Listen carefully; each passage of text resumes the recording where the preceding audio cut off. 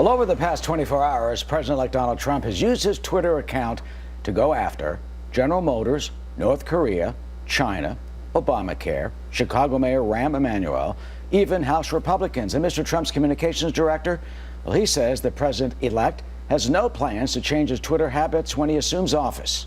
Is that a wise move? Syndicated radio host Leslie Marshall joins us, a Fox News contributor, and Ian Pryor, communications director for American Crossroads. Ian, let me start with you.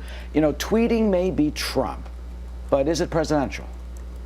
Well, whether it's presidential or not, the bottom line is Trump is a master at communications. He is playing chess and everyone else is playing chutes and ladders. The guy's got 20 million Twitter followers and he can speak directly to those followers and at the same time drive the news cycle while setting the agenda on his terms. And who's going to bet against him at this point?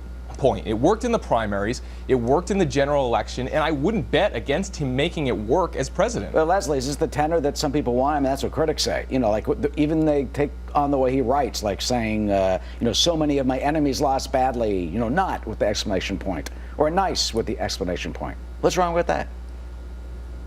Well, first of all, to the point of 20 million followers, Kim Kardashian has how many? Should she be president? This is not presidential. And if we're looking at a game of chutes and ladders as the mother of an 8- and 9-year-old, this is not only unpresidential, this is immature and childish behavior, but it's dangerous behavior. Yes, American people want transparency.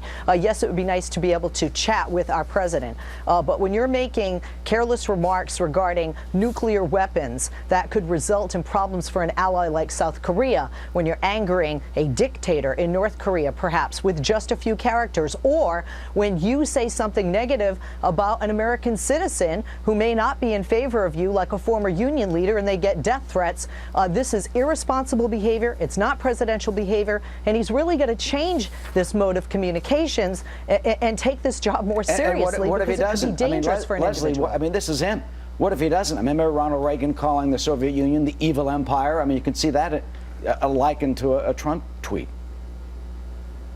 The problem is with former President Reagan, who I thought was far more presidential, and I am a Democrat, this is constant. You just pointed out how many things, I mean, he can tweet many things in seconds. I have somebody who's a friend that works in cybersecurity, and he said, where's he tweeting from? Because somebody out there, China, Russia, whatever, could hack into that and actually get the device and the number that he is tweeting from. This is dangerous, and this is not the way any leader of any nation in the world should conduct themselves going forward. And like I said, this could be extremely dangerous because there's no censor here, and we do need some form of censorship when it comes to secrets that he will have going forward as president of the United States. Well, we don't know if he's going to reveal. We don't know if he's going to reveal secrets, but Ian, Leslie does seem to have a point on some issues.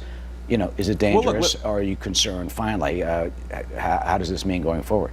The mainstream media and the liberal establishment, they want him to play by the rules, a certain set of rules that have been out there. They want subtleties, they want nuance. We're talking about North Korea that is talking about a nuclear weapon that could reach the United States. I'm not sure there's much room for subtlety and nuance in his response, but maybe he should be more like President Obama and get out there and give a 20-minute rambling press conference with nuance and subtleties and set up a red line that he's not going to enforce, thereby destabilizing one of the most dangerous regions in the world. Maybe he should do that because it doesn't matter. It's form over substance here. We're out of time. No matter what happens, it certainly seems that it will continue. Thank you both. We will be right back. Thank you. Thank you.